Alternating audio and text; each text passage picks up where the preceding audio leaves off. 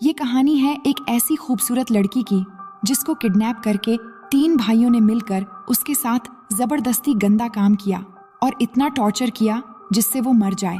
लेकिन क्या फिर वहां से वो बचकर आ पाती है या नहीं, देखेंगे हम आज की इस पूरी कहानी में। और इस कहानी का पार्ट 1 हमने पहले ही चैनल में अपलोड कर दिया है, जिसकी लिंक आपको पिन कमेंट पर मिल जाएगी। और आप लोगों के प्यार भरे कमेंट्स के डिमांड पर हम पार्ट 2 भी लेके आए हैं। तो पार्ट 2 की शुरुआत में हम केटी नाम की एक खूबसूरत लड़की को देखते हैं जो कि एक रेस्टोरेंट में काम करती है, लेकिन उसका सपना एक मॉडल बनने का था। और जब ये बात केटी अपनी एक दोस्त को बताती है तो उसकी दोस्त उसे फोटोशूट करवाने का सलाह देती है, जिस पर केटी कहती है कि क्या तुम किसी अच्छे फोटोग्राफर को जानती हो? तो वो कहती है कि मैं जानती तो हूँ, लेकिन वो फोटोग्राफर एक सेशन के लगभग 2000 रुपए मांगते हैं। ये सुनकर केटी थोड़ी निराश हो जाती है क्योंकि उसके पास उतने पैसे नहीं होते। इसके बाद वो शाम को जब घर जा रही थी तो रेस्टोरेंट के नोटिस बोर्ड पर फ्री मॉडलिंग फोटोशूट का एक एड देखती है। तो केटी वहां से नंबर लेकर अपने घर की ओर निकल जाती है। इसके बाद घर जाकर जब वो उस मॉडलिंग कंपनी में फोन लगाती है तो वो कहते हैं कि तुम्हें पहले हमें एक पिक्चर भेजना होगा। तो वो भेज देती है, जिसके बाद वो उसे कल 10 बजे आने के लिए कहते हैं। अब अगली सुबह केटी उस फोटोशूट वाली जगह पर पहुंचती है जहां पहले से ही फोटोशूट चल रहा था। और वहां जाकर केटी की मुलाकात 3 लड़कों से होती है जिनके नाम होते हैं इवन, जॉर्जी और निक। अब यहाँ पर केटी फोटोशूट के लिए अपने साथ कुछ एक्स्ट्रा ड्रेस लेकर आई थी, जिनमें से इवन एक ड्रेस को सिलेक्ट करता है और उसे चेंज करके वही ड्रेस पहनने को कहता है।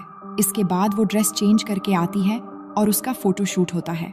लेकिन बाद में इवन उसकी कुछ फोटोज शूट के बाद रुक जाता है और केटी से थोड़ी और छोटी ड्रेस पहनने को कहता है। लेकिन केटी को ये सही नहीं लगता, इसलिए वो मना कर देती है। पर इवन उसे मनाने की कोशिश करता है और कहता है कि मॉडल बनने के लिए ऐसा ही करना पड़ता है, और अगर तुम्हें मॉडल बनना है तो तुम्हें भी ऐसा ही करना पड़ेगा। लेकिन केटी को ये सब बिल्कुल भी सही नहीं लगता, इसलिए वो वहां से सॉरी कहकर चली जाती है। अब अगली सुबह जब केटी जॉगिंग से आती है तो कोई उसके दरवाजे पर नॉक करता है। तो केटी दरवाजा खोलकर देखती है तो वहां जॉर्जी होता है, जो उसे एक पेन ड्राइव देने आया था जिसमें केटी की फोटोज है। लेकिन केटी मना कर देती है और कहती है कि मुझे फोटोज नहीं चाहिए।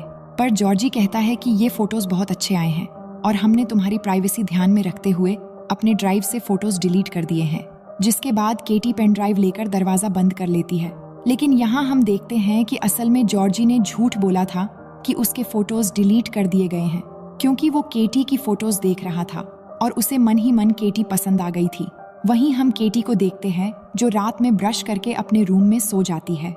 लेकिन रात में जब उसकी आंख खुलती है तो वो देखती है कि जॉर्जी उसकी फोटो ले रहा है। ये देखकर वो बहुत ही गुस्सा हो जाती है और उसे बाहर निकलने को कहती है।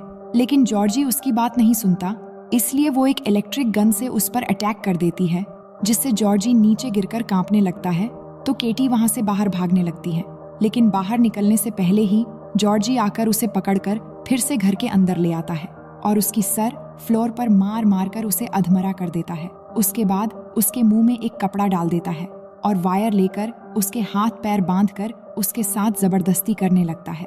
लेकिन ये सब हलचल सुनकर केटी की पड़ोसी वहां आ जाता है और उसके आते ही जॉर्जी उस पर हमला करके उसे बेरहमी से मार देता है। इसके बाद वो दरवाजा लॉक करके केटी के साथ जबरदस्ती गंदा काम करने लगता है। केटी जोर जोर से चिल्ला रही होती है, लेकिन वो उसकी एक भी नहीं सुनता और अपना हवस पूरा करके ही रुकता है। अब ये सब होने के बाद जॉर्जी को एहसास होने लगता है कि उससे जल्दबाजी में कितनी बड़ी गलती हो गई। इसीलिए वो कॉल करके अपने दोनों भाई इवन और निक को बुलाता है। और जब वो वहां आते हैं तो इवन सबसे पहले तो जॉर्जी पर बहुत गुस्सा होता है कि तूने ये किया कांड कर दिया है।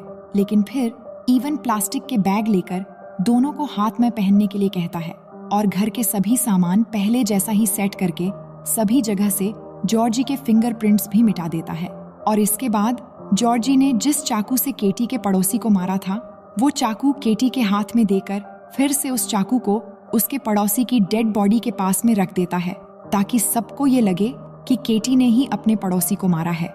इसके बाद वो केटी को जबरदस्ती ड्रग्स खिलाकर बेहोश करके तीनों उसे गाड़ी में डालकर कहीं लेकर चले जाते हैं। इसके बाद जब केटी की आंख खुलती है तो वो देखती है कि होश आने से पहले ही निक उसके साथ गंदा काम कर रहा है और वो बहुत ही बुरी तरह से बंधी हुई हैं। पर तभी जॉर्जी वहां आ जाता है और निक को केटी से दूर कर देता है, जिसके बाद केटी प्यास के मारे पानी पानी कहने लगती है, लेकिन निक बेरहमों की तरह केटी के ऊपर पेशाब कर देता है। तभी जॉर्जी उसे फिर से रोकने लगता है, जिससे दोनों के बीच हाथापाई शुरू हो जाती है और तभी वहां ईवन आकर दोनों को रोक लेता है, जिसके बाद तीनों भाई केटी को वहीं रखकर चले जाते हैं।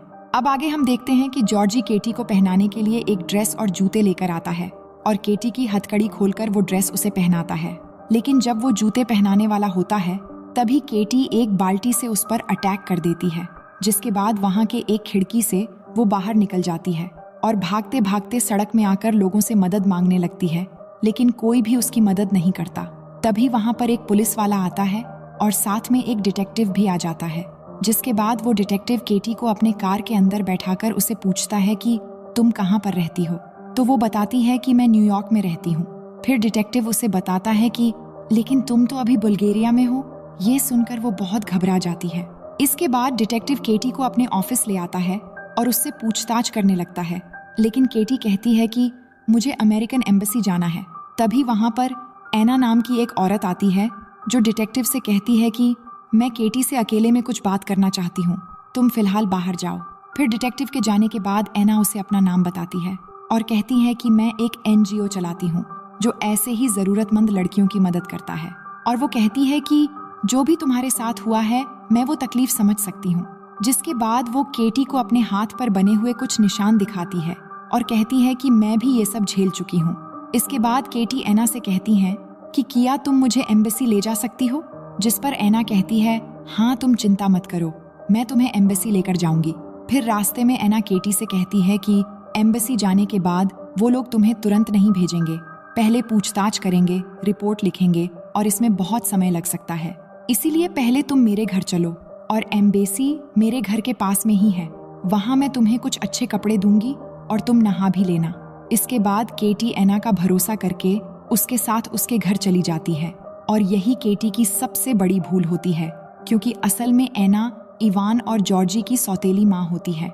इसके बाद एना केटी को घर के बेसमेंट में ले जाने लगती है, जिसे देखकर वो बहुत ही ज्यादा शॉक हो जाती है। वो देखती है कि ये तो वही जगह है जहाँ से मैं बचकर भागी थी। तभी उसके सामने इवान आ जाता है और उसे पकड़कर फिर से उसी जगह पर जंजीरों से बांध देता है। अब थोड़ी देर बाद वहाँ पर जॉर्जी और इवन के बेरहम बाप एक इलेक्ट्रिक रॉड लेकर आता है और दोनों को बाहर भेजकर वो केटी के शरीर में जगह जगह पर इलेक्ट्रिक शॉक देने लगता है, जिससे वो दर्द से जोर जोर से चिल्लाने लगती है। लेकिन वो बेरहम तब तक शॉक देता रहता है जब तक केटी अधमरी ना हो जाए, और जब इससे भी उसका जी नहीं भरता तो वो भी उसके साथ बुरा काम करने लग जाता है। वहीं पास के ही एक रूम में हम एना को देखते हैं जो केटी के चिल्लाने की आवाज सुनकर रो रही होती है। अब ये मगरमच्छ के आंसू क्यों बहा रही है ये हम आगे जानेंगे। अब थोड़ी देर बाद केटी के पास इवन आता है और हम यहाँ देख पाते हैं कि केटी की हालत बहुत ही ज्यादा खराब होती जा रही है और वो किसी भी समय अपना दम तोड़ सकती है। लेकिन इसके बावजूद भी इवन उसे बहुत ही बेरहमी से मारने लगता है, जिससे उसकी हालत और भी ज्यादा खराब हो जाती है। इसके बाद हम देखते हैं कि ये लोग जमीन में एक गड्ढा खोदते हैं और कैटी के पास आकर उसके सभी कपड़े फाड़कर उसको एक बड़े से बॉक्स में डालने लगते हैं और वो रोते हुए उनसे रिक्वेस्ट कर रही होती है, लेकिन ये लोग इसकी एक भी नहीं सुनते और उसे बॉक्स से मत उसी गड्ढे में जिंदा दफना देते हैं और ऊपर से मिट्टी डालकर इस जगह को पहले की तरह नॉर्मल बना देते हैं। लेकिन केटी को इन लोगों ने जिस जगह दफनाया था उन्हें पता नहीं था कि वहां नीचे एक पुराना सीवर लाइन भी था और बॉक्स में वजन होने की वजह से वहां की मिट्टी खिसक कर बॉक्स नीचे गिरकर टूट जाती है, जिससे केटी की जान बच जाती है। इसके बाद हम इवन और निक को देखते हैं, जहां पर निक इवन से रात में पार्टी करने के लिए कहता है, लेकिन इवन उसे मना कर देता है, जिससे निक पार्टी में अकेले ही जाने का डिसाइड करता है। वहीं हम केटी को देखते हैं, जहां पर केटी की हालत बहुत ही बुरी हो रही होती है और वो ठीक से चल भी नहीं पा रही थी। इसके बाद केटी को वहां पर एक कपड़ा मिलता है, जिससे वो अपना शरीर ढक लेती है और वहां से बाहर निकलने की कोशिश करने लगती है। तभी उसे आगे जाते हुए वहां पर एक दरवाजा मिलता है जो कि सीधा चर्च में जाकर खुलता है। तभी हम चर्च के फादर को देखते हैं, जिन्हें अचानक से कुछ आवाज आती है और जब वो जाकर वहां देखते हैं तो केटी खाने पीने का सामान चुरा रही होती है, जिसके बाद फादर उसे चोरी करने के लिए मना करते हैं और उसे खाने पीने के कुछ सामान और कपड़ों के साथ साथ एक बाइबल भी देते हैं। इसके बाद केटी वहां से सामान लेकर चली जाती है और फादर समझ जाते हैं कि इस लड़की के साथ जरूर कुछ बुरा हुआ है। इसके बाद केटी सीवर लाइंस को चेक करती है और देखती है कि कहां-कहां पर बाहर आने जाने के रास्ते हैं। इसके बाद केटी फिर से चर्च में आती है, जहां फादर आकर उससे बातें करने लगते हैं और उससे कहते हैं कि मैं पुलिस को बुलाकर तुम्हारी मदद कर सकता हूँ। लेकिन केटी उन्हें मना करके वहां से चली जाती है। तभी फादर देखते हैं कि उन्होंने केटी को जो बाइबल दिया था उसमें केटी ने वो चैप्टर पढ़ा है जिसमें बुरे लोगों को गुनाह की सजा देने के बारे में लिखा गया था। इसका मतलब केटी ने अब ठान लिया है कि अब वो अपने ऊपर हुए जुल्म का बदला चुन चुन के लेगी। अब आगे हम देखते हैं कि केटी उन लोगों के घर में घुसकर वहां से कुछ पैसे चुराती है और उन लोगों का पीछा करके पता लगाती है कि कौन किस समय पर कहां रहता है। जिसके बाद अगली सुबह केटी खुद को दिखाकर जॉर्जी को अपने पीछे आने पर मजबूर करती है और उसे उसी सीवर लाइन में ले आकर उस पर हमला करके उसके गले में एक फंदा लगा देती है और उसे बेहोश कर देती है।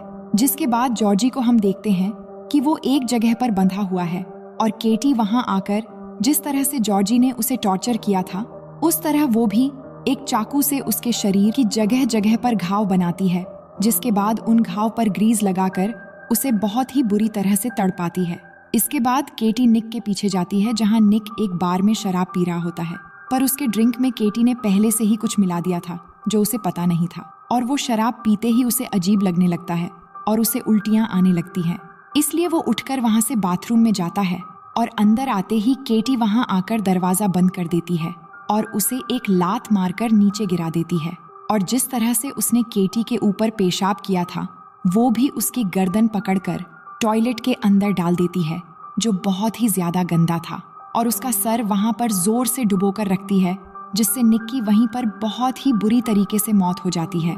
इसके बाद केटी दोबारा से जॉर्जी के पास जाती है और एक रॉड लेकर उसके घाव पर टॉर्चर करने लगती है और उसके मुंह में एक कपड़ा डालकर वहां से चली आती है।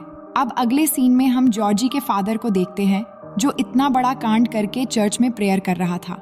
तभी उसकी नजर केटी पर जाती है, जिससे वो बुरी तरह से घबरा जाता है और एना से कहता है कि मैंने अभी उस लड़की को देखा है।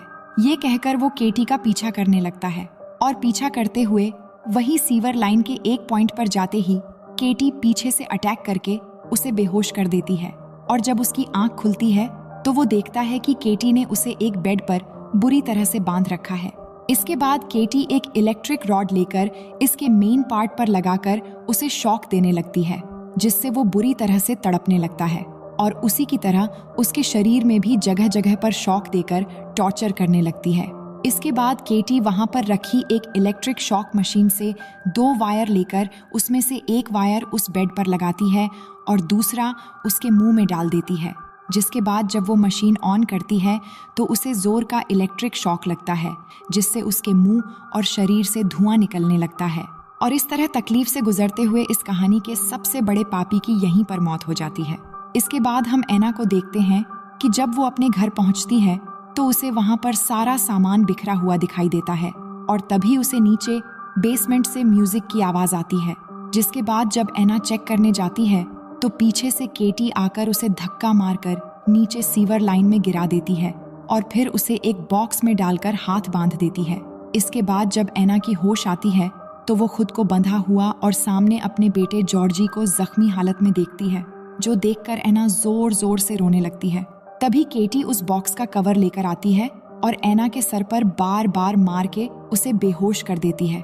वहीं जब इवन घर आता है तो देखता है कि घर का सारा सामान बिखरा हुआ है। जिसके बाद वो बेसमेंट में जाता है और उसी गड्ढे से सीवर लाइन में पहुंच जाता है और वहां पहुंचकर वो जॉर्जी को बहुत ही बुरी हालत में देखता है। तभी पीछे से केटी आकर उसके सर पर मार के उसे बेहोश कर देती है। इसके बाद सीन शिफ्ट होती है और हम चर्च के फादर और डिटेक्टिव को देखते हैं, जहां पर फादर उसे केटी के बारे में बता रहे थे। जिसके बाद डिटेक्टिव फादर से कहता है कि मैं केटी को जानता हूँ, क्योंकि वो पहले भी मेरे पास मदद के लिए आई थी, लेकिन बाद में कुछ ऐसा हुआ जिससे मैं उसकी मदद नहीं कर पाया, पर अब मैं उससे मिलना चाहता हूँ। इसके बाद फादर डिटेक्टिव को उसी दरवाजे तक लेकर आते हैं जहाँ से केटी बचकर पहली बार चर्च में आई थी। फिर डिटेक्टिव केटी को ढूंढते हुए वहाँ से आगे बढ़ने लगता है। वहीं हम इवन को देखते हैं, जिसको केटी ने बांध रखा होता है।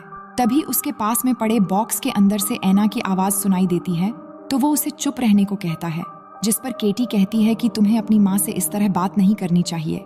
तो इवन कहता है कि वो मेरी माँ नहीं है, क्योंकि मेरी माँ के गुजरने के बाद मेरे बाप ने तुम्हारी तरह ही उस औरत को किडनैप किया और कई बार उसके साथ जबरदस्ती करने के बाद जॉर्जी पैदा हुआ और तभी से वो हमारे साथ ही रहने लगी। इसके बाद केटी बॉक्स के पास जाकर एना को खोलती है और उसे कहती है, सबसे बड़े पापी तो तुम हो, तुम चाहती तो मुझे बचा सकती थी, लेकिन तुमने ऐसा नहीं किया और न जाने तुमने कितनी लड़कियों को इन दरिंदों का शिकार बनने दिया।